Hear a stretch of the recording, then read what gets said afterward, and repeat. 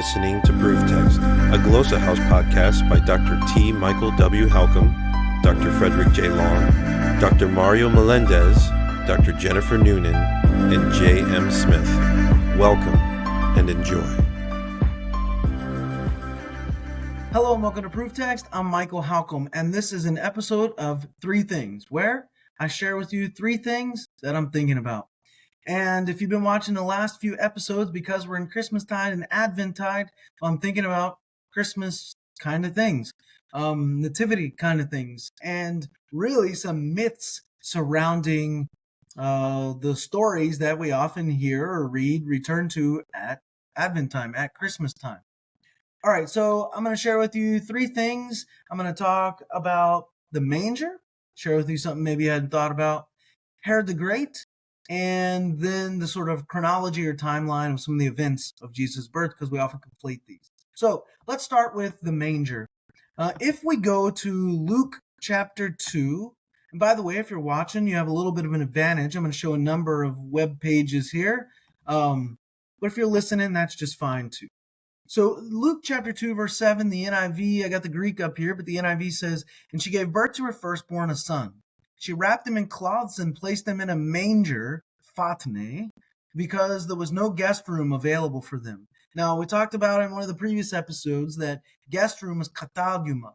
We talked about the fact that Jesus wasn't born in a cave. He wasn't turned away from an inn. Joseph and Mary weren't turned away from an inn. That what they were turned away from was the kataguma. That's the upstairs room in the family house. Okay? And that means that they stayed in the downstairs room, the lower level, the first level of the family house. And as we know from ancient research and whatnot, we know that people who had animals would often bring the animals in, sheep, goats, whatever, cows, at night, so they weren't be stolen or harmed by other animals or by people perhaps. So they bring them in to keep them safe. And that's why there is a trough, a manger in the story. That word phatne, we've sort of sanitized it to mean manger, was really a feeding trough. Now, I hadn't really thought about this until recently, but we often see the manger as a sort of wooden thing. And in fact, to my left is a Christmas tree here, and we have an ornament with a wooden manger on it. But if the intent of the manger was to hold water, obviously a wooden one probably isn't going to do too good of a job. If it's to hold hay, then a wooden one would suffice. But I have come to learn recently, after 43 years and lots of Bible study, that the manger may well have been stone. This is just one example. I Googled it. This guy named Dr. John Delancey gives tours in Israel. This is biblical.israeltours.com. But he's got a number of pictures on here. You could find this in other articles and books and that sort of thing, of ancient stone mangers, phatne. And he says, throughout Israel, stone feeding troughs have been discovered by the hundreds. While we don't expect anything made of wood to be preserved, stone feeding troughs can still be seen at places like Megiddo and Bethlehem. Now, the stone trough could have been wooden, or the feeding trough could have been wooden, the manger, the phatne could have been wooden, but I think there's a likelihood that it could have been stone. Now, what we don't need to do is sensationalize this. I've heard the additional myth that, at this time when people came to Jerusalem, they're supposed to buy animals, and they're supposed to buy unblemished ones and then offer them as sacrifices. And so to keep them unblemished, they would put them in a stone trough and for their protection. Now that's sort of and then they'll say, well, the same as Jesus, he was an offering, a sacrifice, and he's laid in a stone trough for his protection. It's really sensationalizing the story. We don't need to do that. You can just say, no, historically, there's a good likelihood that he was put in a stone trough, a stone manger, a stone phatne, and that's it. So that's all I'm offering here. I just think it's interesting to rethink the story with this little minor detail. So if you're leading some Christmas plays next year, nativity scenes, hey, maybe use a stone phatne next time. All right, so that's the first sort of myth I want to bust up. The second one, we're going to look at Matthew chapter 2. And when we look at verse 1, it says, after Jesus was born in Bethlehem of Judea during the time of King Herod, this is Herod the Great, Magi from the east came to Jerusalem and asked, "Where's the one who's been born king of the Jews?" That's important. We saw his star when it rose and have come to worship him or pay homage to him is probably better. When King Herod the Great heard this, he was disturbed, and all Jerusalem with him. Et rachte que pasa Jerusalem metaftu, disturbed. He was disturbed, and all Jerusalem with him.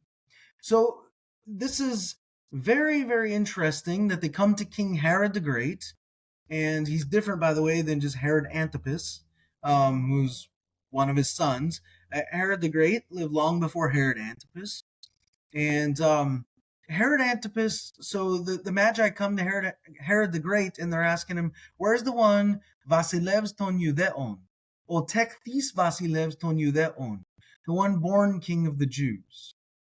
And then the next verse again, we get O Vasilevs Herodes, King Herod, et rachthe, was disturbed, and all Jerusalem with him. All right, so why was he disturbed? Well, I want to share something with you from the Jewish historian Flavius Josephus, and I'm going to show you a couple of his works here. The first is his Antiquities of the Jews, chapter 15.373, and it says this: "Now there was one of the Essenes, whose name was Monahem, who had this testimony, that he not only conducted his life after an excellent manner, but had the foreknowledge of future events given him by God also.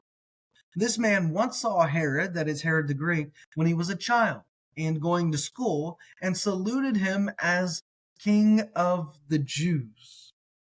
Okay, and then later on, in a different work, this is The Wars of the Jews by Flavius Josephus, chapter 1.282.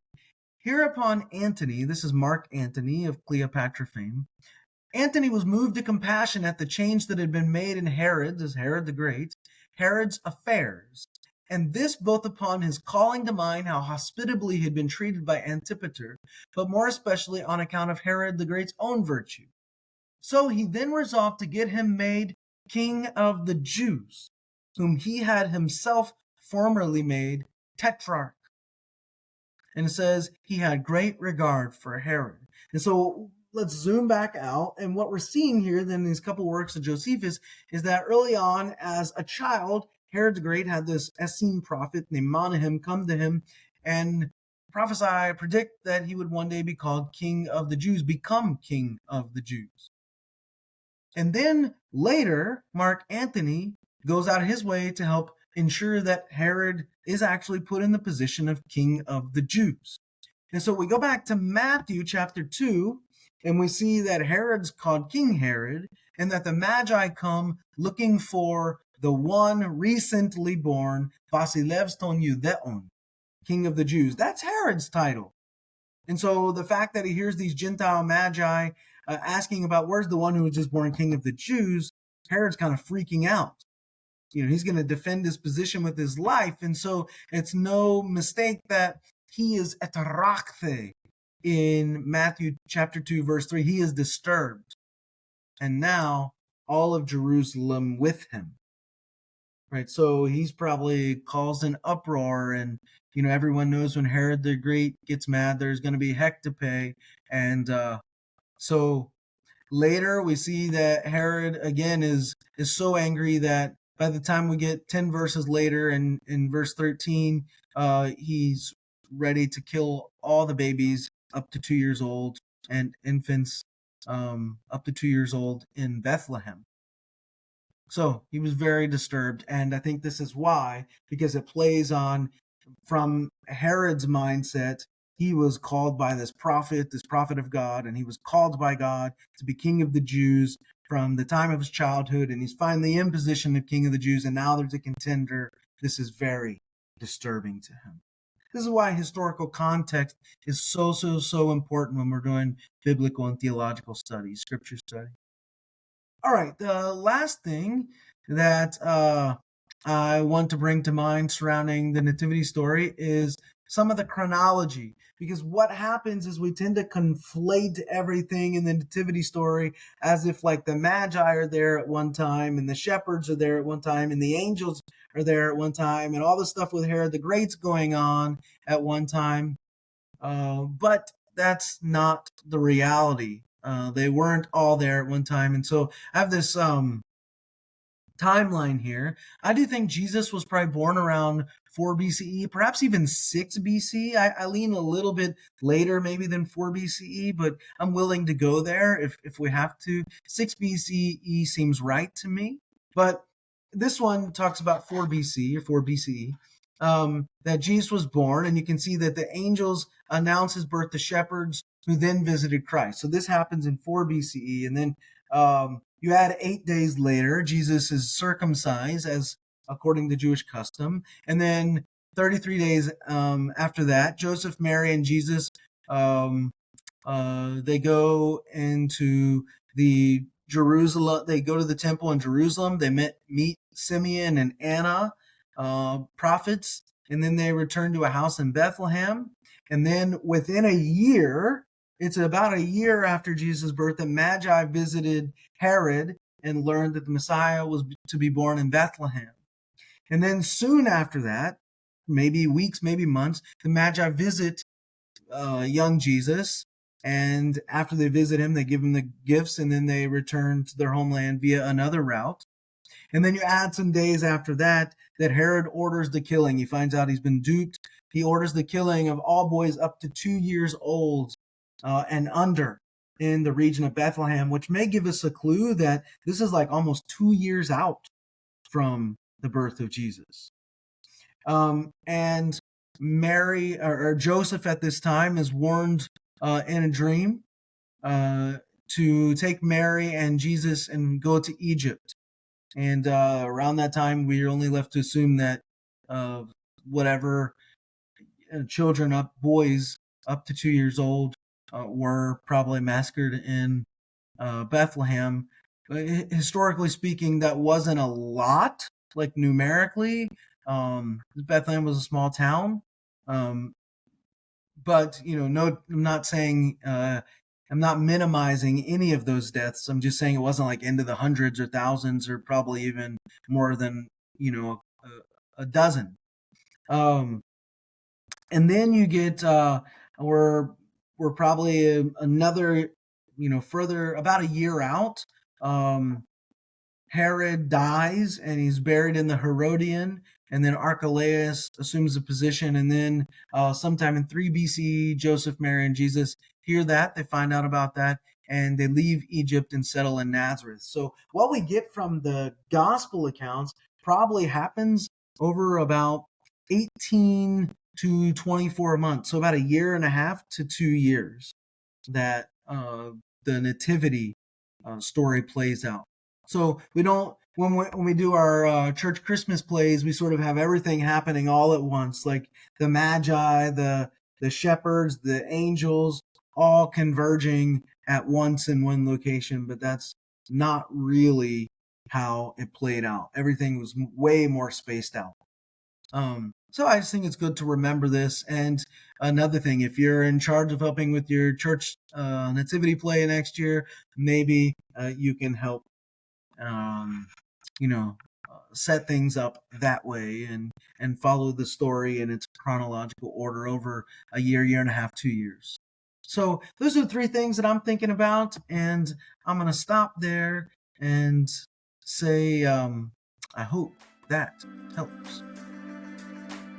Interested in growing your ancient language skills but not sure where to start? Glossa House can help. From illustrated readers and short stories to lexicons and grammars, Glossa House offers a variety of resources for beginning, intermediate, and experienced ancient language learners. Head to glossahouse.com today. Glossa House, language resources for the global community.